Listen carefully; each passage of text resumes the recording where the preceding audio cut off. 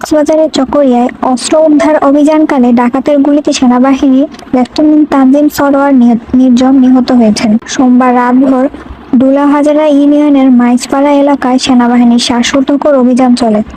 রাত 3:30টায় ডাকাতের গুলিতে গুরুতর আহত হন সেনা কর্মকর্তা তানজিম সরোয়ার। কক্সবাজার হাসপাতালে নেওয়ার পথে রামু এলাকায় পৌঁছালে তার মৃত্যু হয়।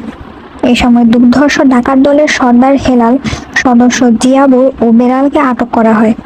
চকরিয়া থানার ভারপ্রাপ্ত কর্মকর্তা মোহাম্মদ মঞ্জুর কাদের ভূঁইয়া ডাকাতের গুলিতে সেনাবাহিনীর লেফটেন্যান্ট তানজিম সরোয়ার নিহত হওয়ার সত্যতা নিশ্চিত করেছেন। ওসি জানান, সেনাবাহিনীর একটি টিম অস্ত্র উদ্ধার অভিযানে ডুলাহাজারার মাইজপাড়া গ্রামে যায়। রাত 3:30টায় সশস্ত্র ডাকাত দেখে দ্রুত আটক করতে গেলে সেনাবাহিনী লেফটেন্যান্ট তানজিমের সাথে ডাকাতের ধস্তাধস্তি হয়।